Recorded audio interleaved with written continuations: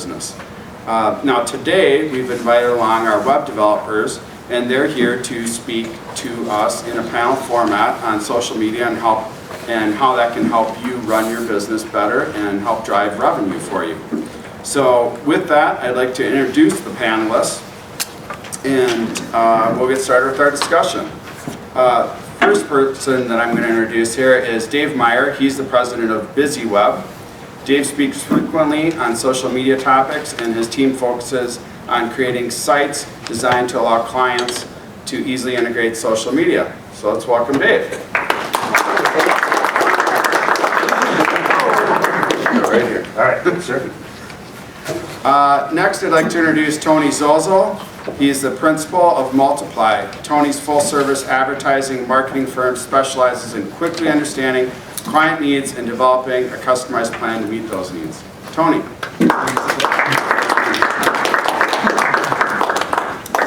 Next, I'd like to introduce Brent Matson. He is CEO and president of Flickr Creative. Brent is a professional web designer, graphic designer, and web programmer.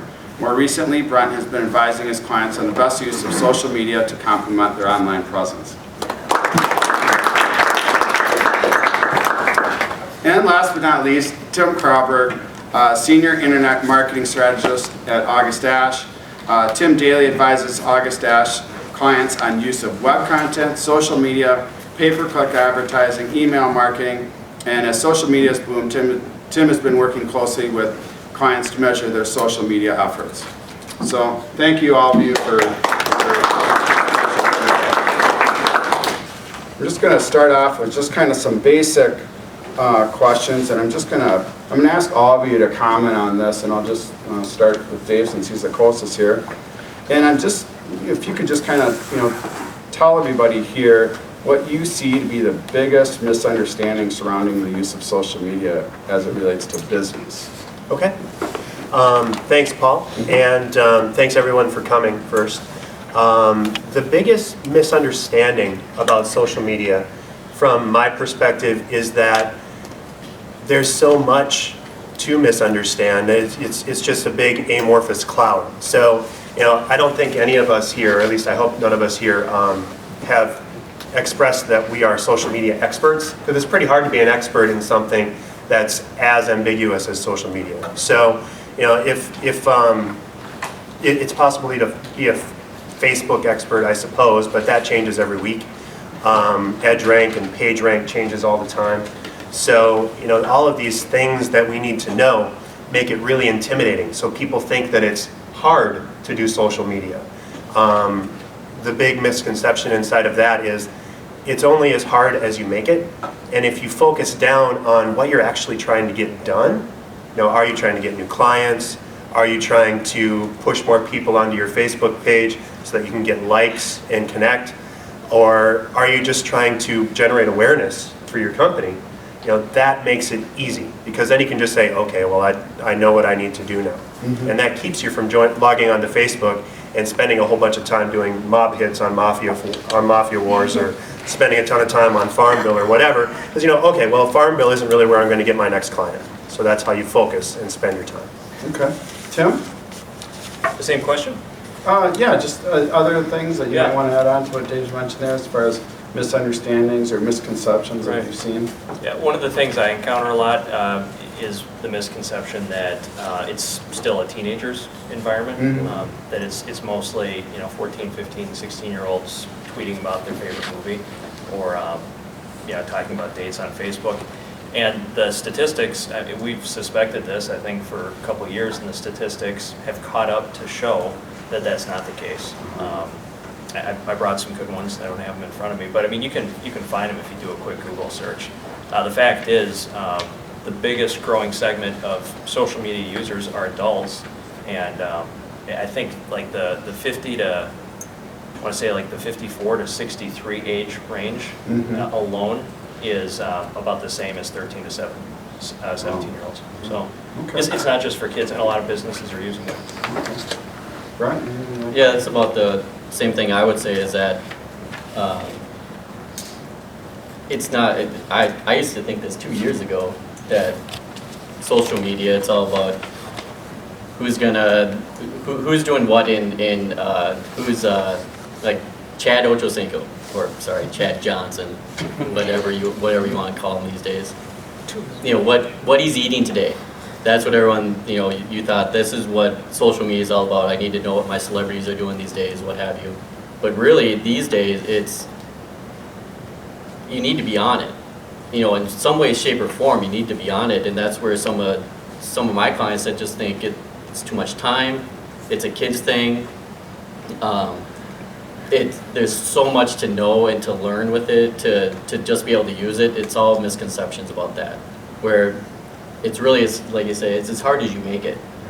You can make it very easy as long as you have a good strategy for it.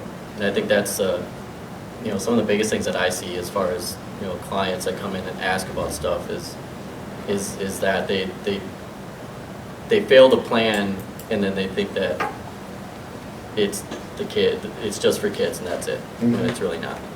Tony? I'm going to take a kind of a differing view, not completely different, but the common misconception I see with my clients, business clients, is that they can get rich quick.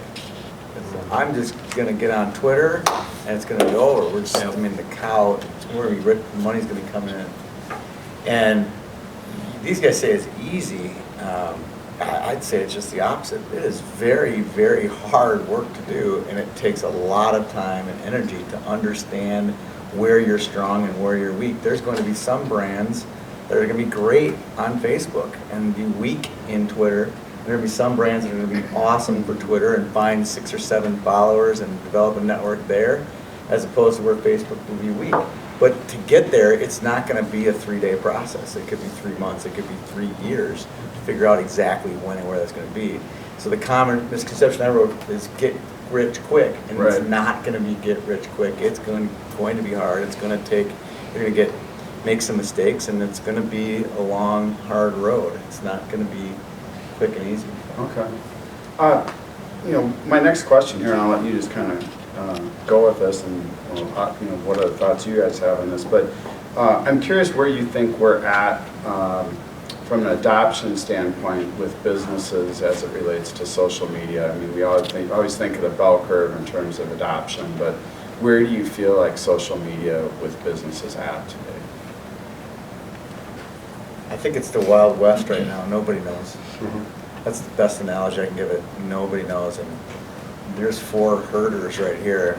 We're out there hanging out with some cows and sheep, and you know, we don't even know right now. To be quite honest, that's where I think we are in the adoption phase. But we are definitely getting to the point where, hey, it is definitely a necessity for survival. Whereas 2 years ago, 3 years ago, it was cute. It was a gimmick. It was something. But now it's like, hey, this is for real. I mean, if you look at any corporate Facebook page and the number of likes, it's no mistake that this is for real. You know, once corporate America has adopted something, you know it's been adopted. You know, they probably laughed at it 3 years ago. Now they've all adopted it. So I'd say we're definitely in that infant stage of adoption, but it's still way, way, way too much unknown. I see it kind of unfolding the way website adoption has. And I still tell clients we don't take for granted that everybody needs a Facebook page, because we've worked with some clients who we know their audience isn't on Facebook, or if they're there, they're not there to do business. Right. You know, a sheet metal fabrication company may not be looking to get new customers through their Facebook page. Right. However, 5 years down the road, that's probably going to be pretty different, where everybody will need a presence on Facebook. It's becoming more and more that people are expecting to be able to interact with you. Not just, I'm going to a website or I'm going there just to get information, that's it. They're expecting to be able to interact with either your website or with you, be able to ask questions and get a response back in a timely manner. Not just the old, thanks for your comment, we'll get back to you when we can. You know, we're living in a day now that it's, I was kind of mad the other day because I bought a part for my dishwasher online, and it was going to take 3 days to get to me. I mean, yeah, exactly. Yeah. Why Home Depot? Why don't you just have it in the store? I could go there, but now I got to wait 3 days. It's, you know, it's a nature of we want it now. If you look at it from sheer numbers too, I think Tony's absolutely hitting it. It's the wild, wild west, and people are still moving across the territory, right? So we've got 800 and some million people on Facebook, and of those 800 million, there's 20 million company pages so far. You're just starting to see it where, you go into Dairy Queen and on the door it's find us on Facebook now, right? So people are starting to get it, but there's a difference between getting that we should be using it and getting that maybe there is a conversation medium and really doing anything with it that's interesting or that's new. So looking at some of the big brands, they're kind of getting it because they get it from a perspective of that they know that they can spend a lot of money to have a lot of people do interesting things with it. But if you're on Facebook because your next door neighbor's on Facebook, you're probably missing the boat. And if you just put up a Facebook page because you think it's the thing to do, or you're getting on Twitter because you hear that you should be doing that, you're more likely than not going to be tweeting about your ham sandwiches and not about getting new business. So you have to kind of get it and build it and play with it, and that's where we're kind of shaking things out right now. Let's add something here.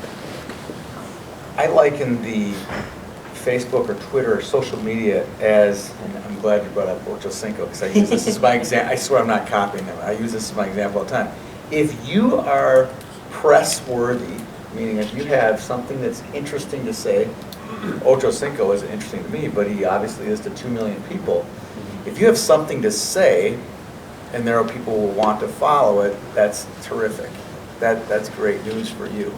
But if you don't have anything to say, or if your content is not interesting, you'll find your follower numbers are, morbid, very low.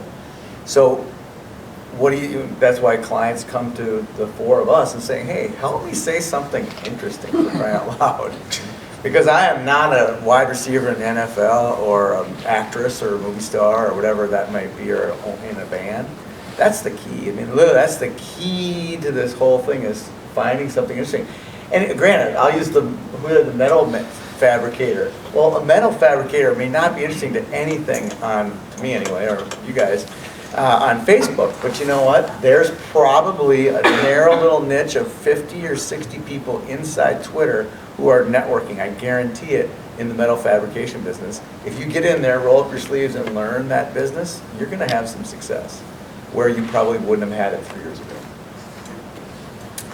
Kind of off of that, I'm interested to know kind of how you feel your company's brand and image should play out there as it relates to social media, because there seems to be with some businesses at least, it's separate, and I'm just wondering how you think that your brand should be out there. Tony, you mentioned the corporate, how corporate adopted it, and what your social media should look like relative to your company's brand. I'll throw it to you, Dave. Sure. The big answer, and I think you'll probably hear this a lot of times from us the rest of this afternoon here, is it depends. Tony Tsai, the CEO of Zappos, his personal Twitter account is @Zappos. That's what he tweets out, and that's what he does. And he built his entire company off of that. But at the same time, especially with Twitter, there are a lot of companies that are doing accounts for their employees and accounts for their companies. And the company tweets one way and the employees tweet another. So it's really up to what you're trying to accomplish. If people, especially as small businesses, it's really likely that people identify with you more than they do with your brand. And so it's important to have your brand out there couched from your personal perspective. So like I have a personal Twitter account and a corporate account. And actually I have a Dave as Busy Web account. So, and I don't do a lot with that one, but you have to kind of play with it and see what works best and what resonates with your audience and what you're trying to get done. Tim, what do you see with websites? I know you guys are doing a lot with websites, and how you make that fit together. Yeah. And Brent as well. Yeah, we talk about this a little bit more in the arena of blogging, which a lot of us forget is really still part of social media, and how our customers can find their voice. And at the risk of oversimplifying it, some of our customers already have the answers and they don't know it. And we try to help them understand what do people like about you the most already. So whether or not you do anything on your website, or if you don't blog, you don't have an e-newsletter, you're not involved in social media, there's something that they like about you right now. And if it's a small business, sometimes it's just a really charismatic owner. And there's something that they really like about him. Maybe it's the way he talks, the way he explains and educates his customers on that business. And so we try to help them shape that into their voice and make it portable to their social media. Any thoughts? Well, mainly like for me, it's always been about branding. No matter what you're doing, if everything looks disjointed across the board for you, then no one's going to recognize your business. They're going to see, oh, this is from, Apex Engineering. Oh, wait, this is Apex Engineering too. And it's not the instant, oh yeah, this is who it is. And, I agree with the branding. It kind of depends, because it does as far as your employees, or, you can't necessarily brand Twitter and Facebook as much as you can your website, where your website, you can do it to the nth degree, whatever you want to do. You are limited to some stuff with Twitter and Facebook, or whatever, social media you want to talk about. But you still should think of your brand. Does it look like my brand?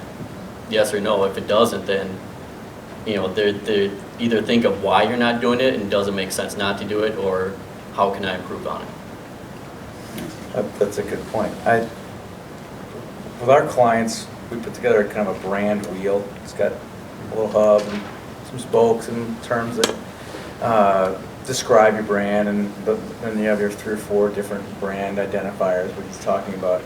And that can fit into any form of media. It could be TV, it could be radio, and then you put it up on the wall or listen to it on your iPod. Does this meet these 3 or 4 characteristics? Is the ultimate goal of any media, and social media fits right in there. Yeah, and make it drive revenue for me. And so with that, I'm not asking you guys to make a decision as to whether you feel like paid advertising is more worthwhile or social media is more worthwhile, but I'd be interested in your thoughts on what kind of play you think social media can be for a small business. Okay, Tim? sure. We encourage our customers, and we help them with this process. We coach them to find out what makes money at your business first of all, and then just work backwards from there. And again, that might sound simple, but when you go through a web design process or social media strategy, it's sometimes easy to start with, how do we use Facebook to make money? And with our clients, we usually start at the website. If you're selling something at the website, or you need new sales leads through the website, start there and work backwards. In a lot of cases, what we help our customers do is just integrate their social media so they can take the people that they're participating with in Facebook, Twitter, wherever, MySpace, maybe not MySpace, and drive that traffic back to their website where they can make money. Okay. That's where it'll happen. Okay. Anyone else have any thoughts on I'm that? just going to give Dave's standard response. Depends. I mean, literally, it all depends on every scenario is going to be complete. Every company. You could even get people doing the exact same thing in the exact same neighborhood, doing the exact same thing, and their strategy could possibly be different. Are you telling me that all these people have to consult with you to get the real answer? No, not with me. No, me. Okay. Maybe we just kind of, I'll let you talk about a real life example, just kind of go down the row. I'd just be interested in just sharing an example of, with one of the major social medias that people are familiar with, be it Facebook, Twitter, LinkedIn, YouTube, just how you've seen it work. I'm sure they're all interested to hear how the pet project of yours that's gone really well. Sure. Something that's worked. I'd like to hear times for that when it doesn't. Yeah, work. exactly. Well, I can Yeah, you can start, sure. Well, a client of mine, they basically they're a boating outfit, and it's kind of like instead of you buy your boat, you can basically you're renting a spot to use any one of their boats. they started using Facebook, and it wasn't, it was more about how great they are and how awesome it is, and which is great. That's what you want. You know, hopefully the product that you're putting out, you're excited about. You believe in it, and you believe that everyone should be doing it, and that's the whole reason why I started it. Well, they were kind of just doing that, and that's it. Where it did a complete 180, kind of helped them out a little bit with here's a good strategy of start interacting with them, asking them, is there anything we can do to improve? Start engaging the people that are following them, and then they also did a promotion, which was get free boating for the entire summer if you like us or become a fan or whatever. I can't remember what the exact language they used at the time, but if you follow us on Facebook, and that tripled the amount of people that were following them, and there was people that weren't even part of the actual community itself, or their little community, or their customers. They were getting to the website, and that was a big thing, was integrating everything together. It wasn't just, here's a Facebook strategy. It was an overall, here's the web strategy. We're going to start with our website, lead people to Facebook. We're going to use Facebook to lead people to the website.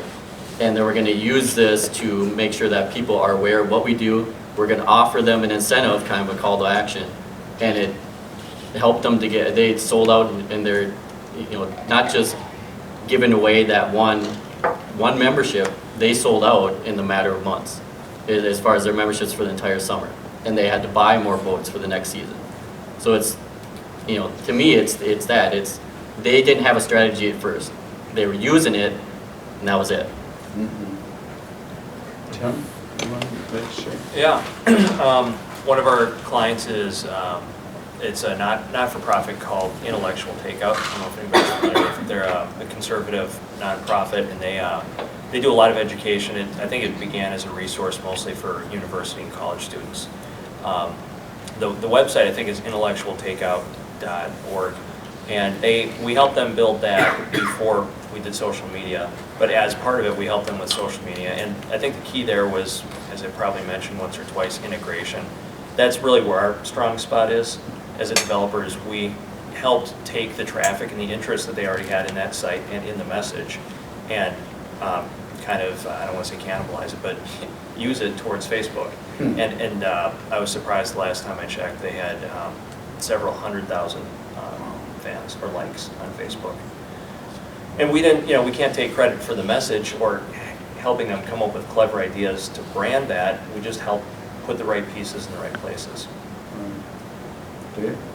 Yeah, it's interesting that we've talked about integration a few times now, because I think the clients for us that have had the most impact and that we've seen the most pop for have been the ones that have approached it as not in and of itself something that they needed to do, but part of a cohesive whole, like on that brand strategy wheel, to actually put it together in your online marketing strategy wheel. So a favorite client of ours, we've actually had a brand new, and I talked to you guys about this before, it's a trampoline park, right? So you don't start from, we just need to have a page on Facebook. You start with, we need a home base. And so we built a beautiful site for them that got done everything that they needed to. What do they need? They need butts and seats bouncing all over the place, right? And so we build that, and then you go in and you build the Facebook page, and then you start building the personality. And so, the story in this company right now is they're not even open yet, and so it's pictures of behind the scenes.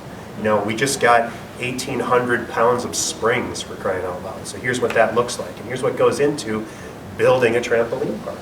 And so that's really interesting, and people are latching onto that. And then you tie it into Twitter, and you tie it into LinkedIn for hiring, and it becomes this kind of personality that people really identify with, but then it also gives the back-end story. And the cool thing with integration is if you set it up right, when you publish to your website, it auto-posts to Facebook and LinkedIn and Twitter, and connects up with Foursquare and integrates YouTube, right? Yeah. So it puts everything together so that you don't have to do all this stuff 7 times. You just publish it out, and then you can take the energy that you would have spent doing all of the busy work and just be strategic and reach out and actually connect with people. Tony? A lot of our clients that we do social media work for, we're under non-disclosure, so I just thought of one off the top of my head right now. Don't say their name. No, this is a different one that I can. Oh. This guy, I have 3 kids and they all play hockey and they train in the off season with a guy named Eric Scott who owns a company called E-Train. And one day I was talking to him, like, what do you do for marketing? Or he asked me, what do you do? And I said, do marketing. He goes, oh, would you ever consider taking a look at my website or whatever? And I go, I did the old, yeah, sure. But, you know, because I get that question all the time. So anyway, long story short, I came back to him and I said, you know, our company does a really good job of networking people, finding the right people on Twitter and engaging back and forth. Would you mind if I just did it for 90 days? Just as a test to prove to you that it can be done in any vertical, and I'll prove it to you. If I can get any success, will you get my son $500 worth of training? And I said, sure. Within like 4 or 5 weeks, we had discovered, and it was not hard, discovered all the people that were talking about youth hockey in Minnesota in about 4 or 5 weeks. And then we began to retweet their information, learned about their information, started promoting the right stuff. Pretty soon they're retweeting all of our stuff, and there's kind of a relationship there. Well, sure enough, I get $500 worth of training. We keep doing it. We have all these, you know, scheduled tweets, and it's going pretty well.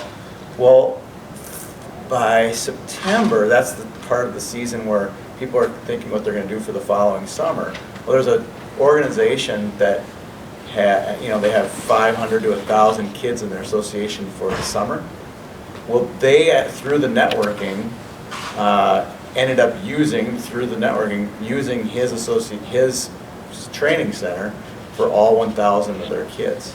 A relationship they would have never had, and basically they quadrupled the size of their summer operation as a result of just a little bit of Twitter activity.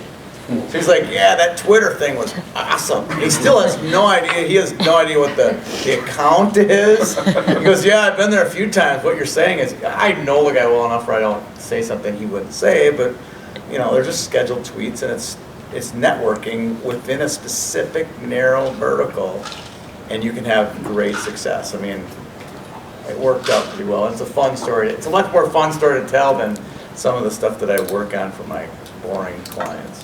No offense. Who hopefully aren't watching this. Yeah. They know they're boring. A lot of them admit it. I'm interested in how you measure success, because I guess I want to make sure that people that are here or are watching this, you know, get an idea of what success might look like, and that it's not just counting the numbers of likes or the numbers of fans that they have. And so I'm just kind of going down the road here. I'll start with you, Dave. Just what tools are available to people out there to help them understand if they're successful with their particular effort? It depends, Paul. The key thing in any social media metric, and even more so than ROI as an investment, is ROI as an input. So RO input is one of the things that we always like to push with our clients. And if you've set up your strategy right, and you know, here's what we're really trying to accomplish, you know, what's making sales for us, and going backward from there, and how are we really fitting that need, then it becomes clear as to what you're expecting. So I need more butts in my warehouse to have kids jump around and crank into each other, right? That's my metric.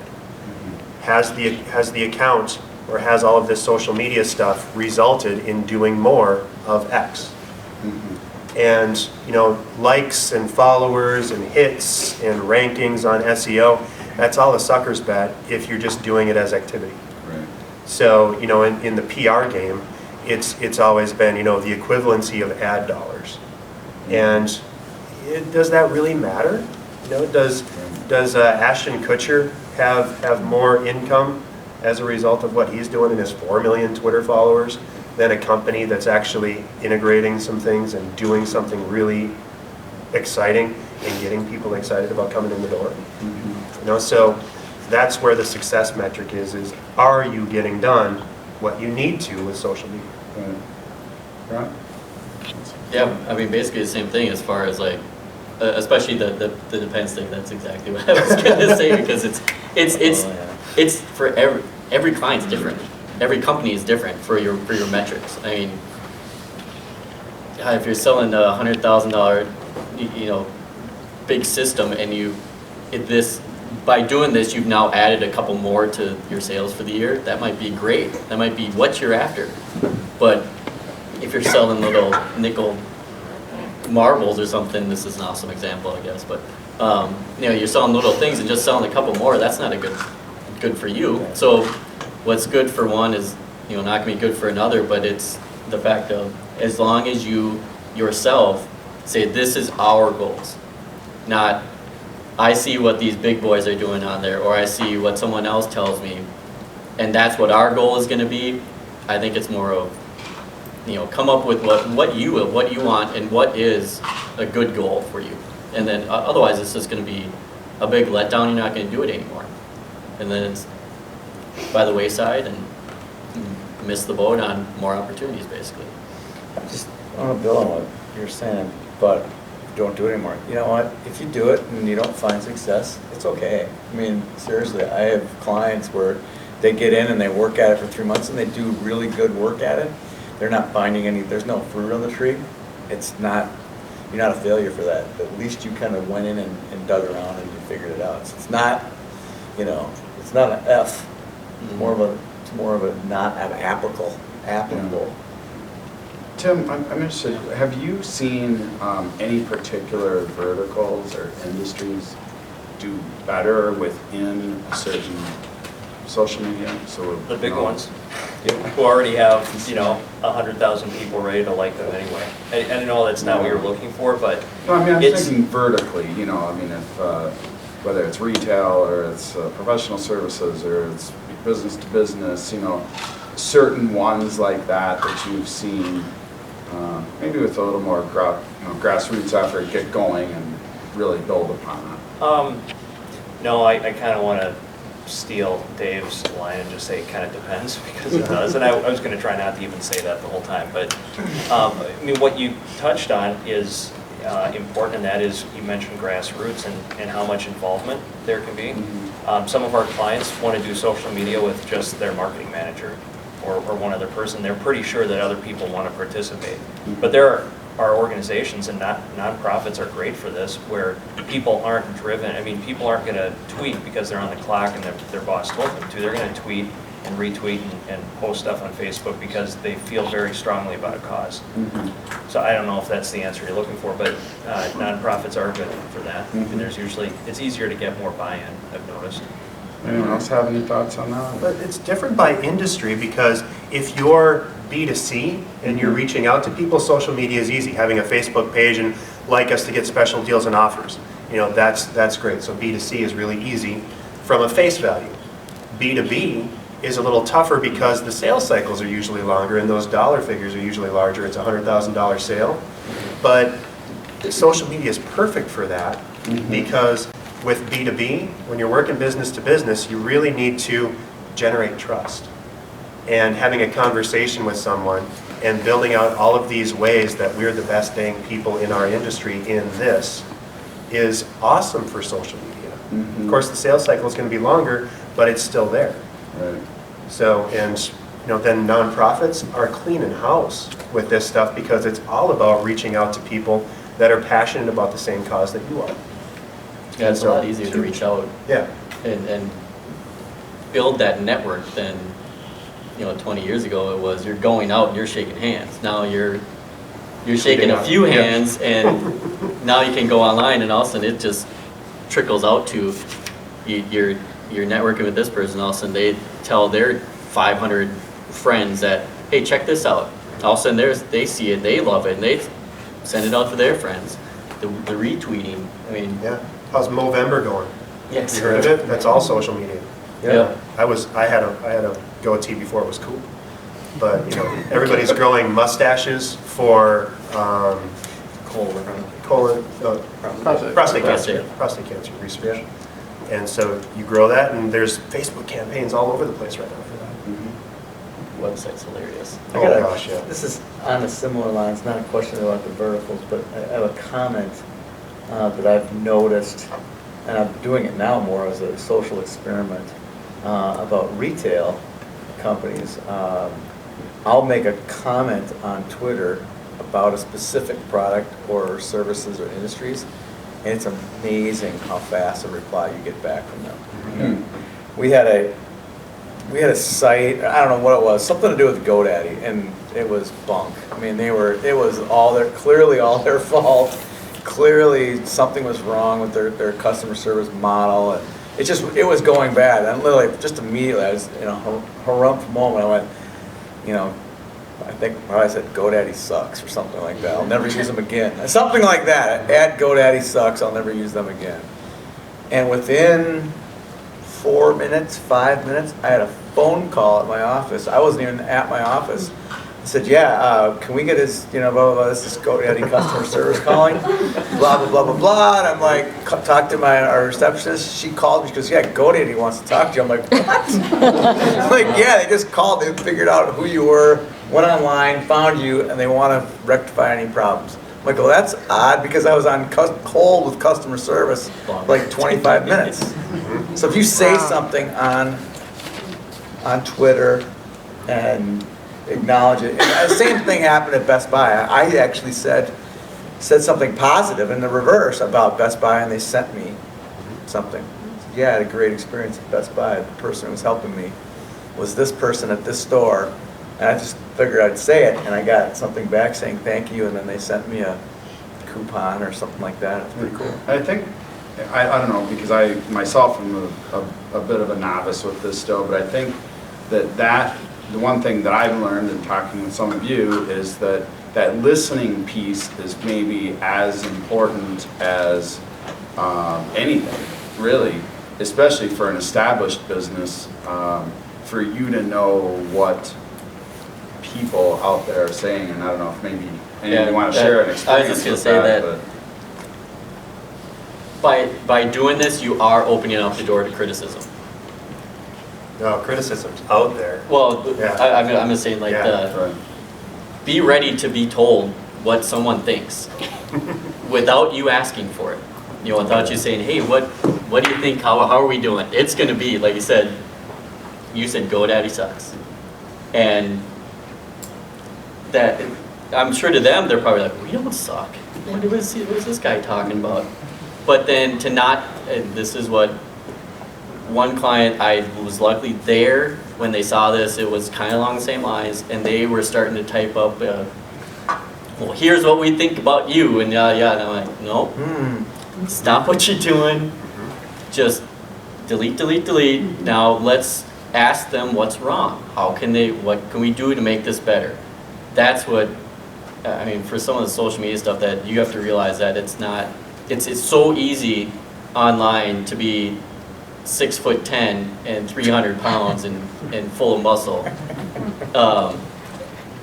because you can say whatever you want, and you're sitting at home at a computer, and it's just I'm getting them, and they have no idea who I am, where I'm located, whatever. I can be as tough and mean as I want because I'm not there to get confronted. When you say that, the image I get is that the brother in Napoleon Dynamite. Yeah, He's exactly. online, Yep. cruising chicks all day. That's hilarious. That's a really important point, though. Even if you're not on social media, your customers and the people that are potentially upset with you are. And so burying your head in the sand or just not checking social media accounts is at your own peril. And if that happens, the worst thing you can do is what your customer almost did. So if you're attacking someone online, or if they're attacking you, the only way to handle it is to acknowledge it, take it offline, and get it fixed, right? Even if they're obviously crazy, you have to connect with them and just diffuse it. Because everybody loves rooting for the underdog, and if you're the company, you ain't the underdog. So you need to acknowledge it and help them. And the coolest thing about that is that if you do it really well, like Comcast Cares does this, if you check Twitter and Comcast Cares, or GoDaddy's outreach department. You know, it's all about reaching out to people, making them feel heard, and then getting something solved. And that turns brand critics into brand advocates. And then you've got people that are excited about you saying, you know, I was really upset with these guys, but GoDaddy turned it around. They called me at my office to figure out what was going on. Yeah, and you can take it to also look in the mirror sometimes. I mean, you might be doing something bad and you don't realize it, and instead of you know, just whatever, you know, this doesn't mean anything, it's one person, you know, maybe just take this couple seconds to think, are we doing this properly, or are we handling this correctly, or whatever the, you know, the comment might be. Use it to your advantage. You might not listen to it because they are wrong, but at least you listened. I mean, at the beginning, at least you thought about it, and it might help in the long run. This conversation is good, and we've mostly been talking about the emotional and the reactive side. From a more practical and proactive side, one of the things we talk to our customers about with social media is using it to own more of what we would call the real estate in Google. Yep. If anybody's done a Google search for their name, you know that there's some sites that you own, like your Facebook page, your Twitter account. Then there are a lot of other sites that you don't own, you can't influence, and you just hope that they're all good, or at least neutral.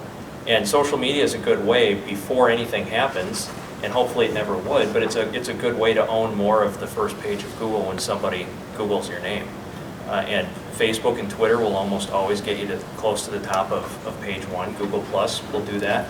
And there's several other accounts, LinkedIn for example, where just by creating an account, doing a little bit of maintenance every now and then is a good way to... First 10 spots. Yeah, exactly.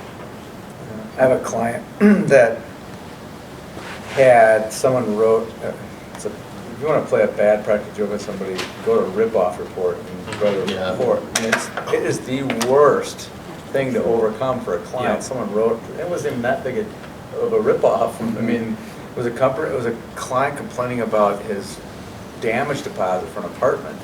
And the apartment literally cannot scrape that thing off, even though the guy is retracted. You can't retract it. And Rip-Off Report has such an unbelievable amount of traffic and inbounds that they're always, if there's a Rip-Off Report about your company, good night. It's a long road to get. Literally, it took us about 1.5 years to 2 years to get them off the first page for this client's name.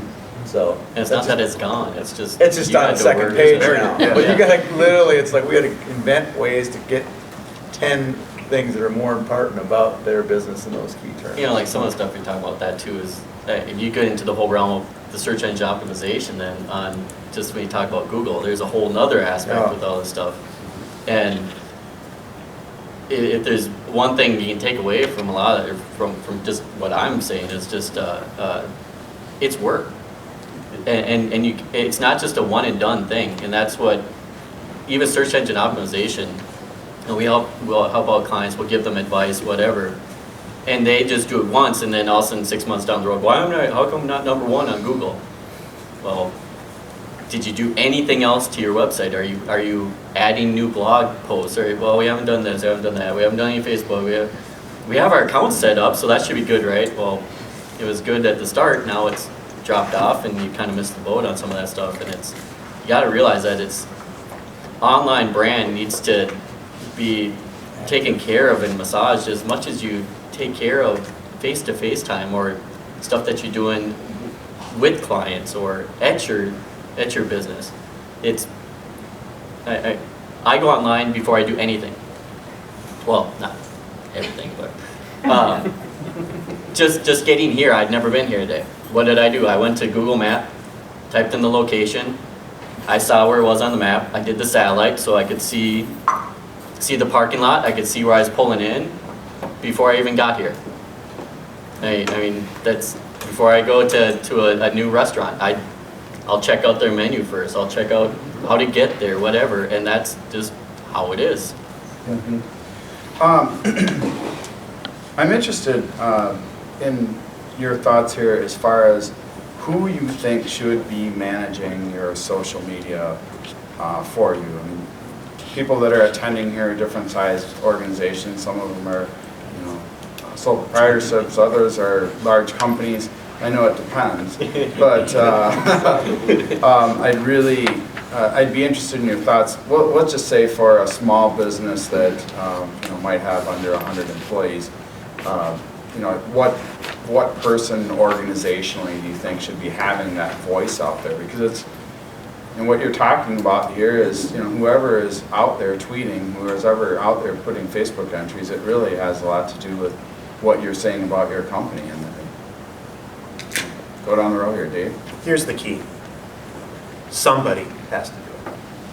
So no matter who it is, it has to be somebody, and that person needs to know that they're in charge. So if you've got a company of 100 people, there needs to be one person that's tasked with having that social media account. I have a client right now that does IT consulting, and they have a team of about 25, so they're relatively small. But they've got one Twitter account that they use to tweet on a number of different things.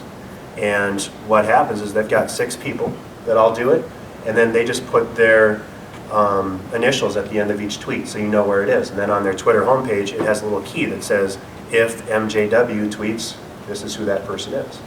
So you need to have somebody, is the first thing. But then you have to have somebody that also has a little bit of talent in having a conversation online and that's been trained, right? So that they understand you don't attack potential clients. They understand to always speak from the brand, and they understand that you need to make it a conversation, and that you can't just tweet out the latest press release, right? So I was gonna say that they understand what the company is, the vision, the goal. I mean, they can't just because he has brought in a new intern, Right. and they're young, so they got to know about this stuff. They're probably not the best one to have on there, unless it's, hey, here's what I want to say. Can you do it for me?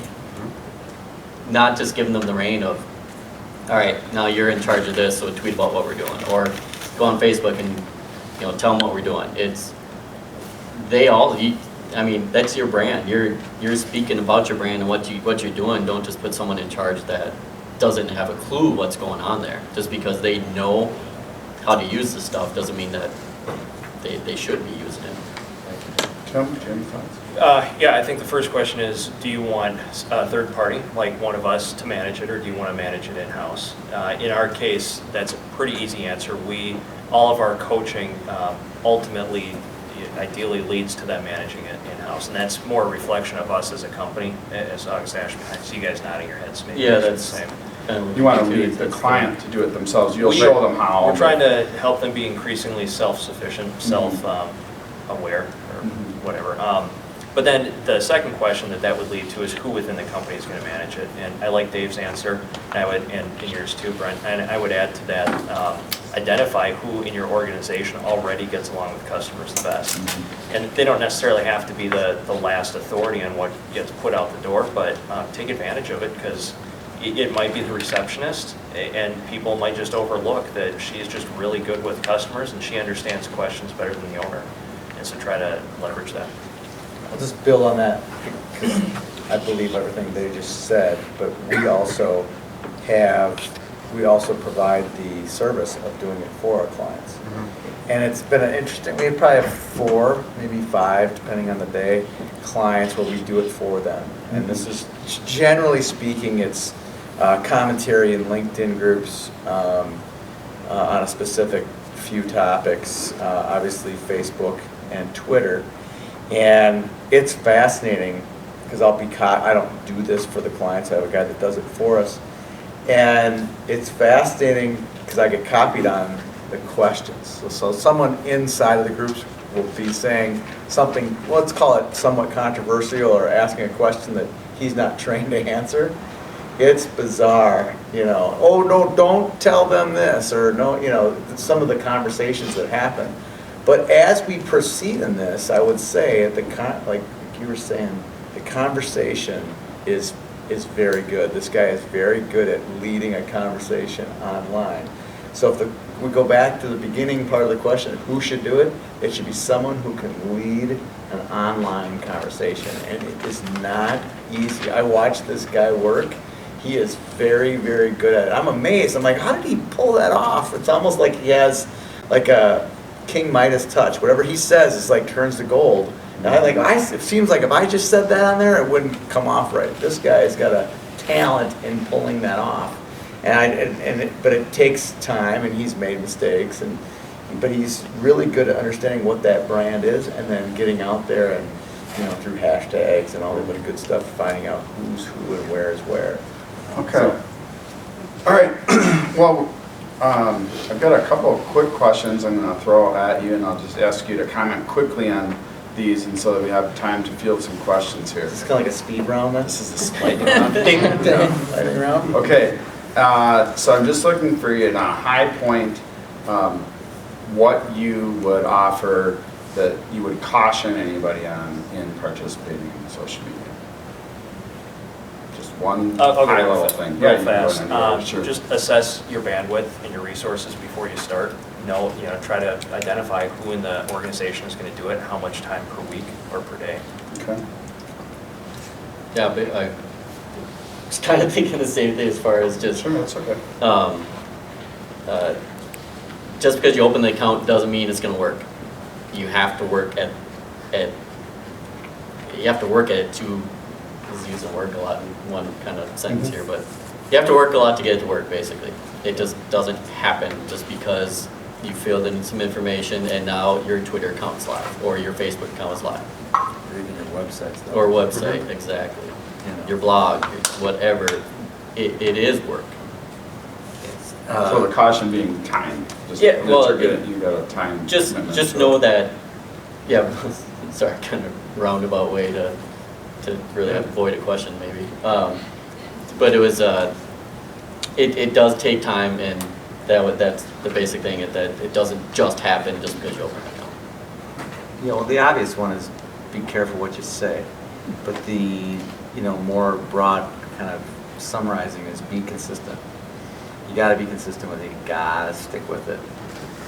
Give it more than 90 days. Right. And Tony took mine, dang it. But Depends. it depends. And start small and be consistent. So get to learn the tools and then do more with them as you figure out which ones are working for you. And then you've got to, when you set it up, you have to commit to it and say, I'm going to stick with this, and it's going to be consistent. I want to kind of add something to that. Sure. We've said some lingo or whatever. We say using like hashtags and at so and so whatever. If you don't know what that is, that's huge stuff to really use Twitter to get more followers and to get conversations going and to be a part of other groups. So learning the tool is another big deal, because we're throwing around some just things that are common, and if you don't know what that is, well, you can either use any one of us, you can go online and get the information, but it's very common things that we're throwing out here. It's not, we know the secret codes to everything. This is sort of related to that. If you said you can go online, you don't have to hire us. You can go online and probably learn as much as from us. Google it. The joke I use all the time is I coach baseball, and for the life of me, this high school coach was pointing all these things out with my players. He should do this or should do that. And I called the guy for like 6 weeks. Can you come out? Oh yeah, I'll be out there. Can you come out? Can you come out? Can you come out? Come out. Finally, it just blew me off enough where I just went online and got into communities and YouTube and just kind of figured it out myself. Similar to being you guys in social media. If you really are passionate enough about it, you'll figure it out on your own. Well, then in closing, just real quickly, if there's one thing that you could leave everyone with here, they might choose to reach out to one of you to give them a hand with this, but if they were to just leave here and one thing that you'd just like them to know or about social media that you'd like to share with them. Start with a strategy and know what you need to get out of it before you begin, because it's so easy to waste time, and there's so much signal to noise ratio out there that you could waste your entire week just trying to figure out how to start. So know what your strategy is, and then just start doing it. Tim? I would encourage everybody to try to avoid being part of the noise, because there is a lot of white noise in social media. And the only way you can do that, I think to the point that you started with, Tony, is try to be unique and share something that's different about you. Easiest thing I could say is 800 and 200. That's how many millions of people are on Twitter and Facebook that are active. I mean, there is a lot of people out there, and it's not kids. So garner that this building is a fraction of the amount of people that are on there, and it'd be great to go door to door and say, hey, this is who I am, this is who I am. So to put it lightly, there's a lot of people. This is gonna be a goofy answer, but make some mistakes. That'd be my advice. If you're gonna get into this, be willing to make some mistakes. Not necessarily take chances, but you're gonna make some mistakes. And like I've always learned the most when I've made a mistake. Like, oh, I'll never do that again. Or there's gonna be some errors. But if you play it safe and play it safe and play it safe, you're probably not taking enough chances to learn where the real action is and real trouble is. So that would be my one advice. Don't be safe. And don't get discouraged if you do make a mistake. You're gonna make some. You just learn. Okay. Well, with that, in the interest of time, I just want to make sure we keep to time here. I'd ask that if any of you have additional questions, the panelists will be available here afterwards. But I want to thank all of you guys for participating. I want to thank all of you for coming. I appreciate it, and I would encourage you to reach out to them here in person or through Connect By, and also take a look at our other resources that are available. Thanks for coming. Thanks, Wayne, for hosting. Thanks.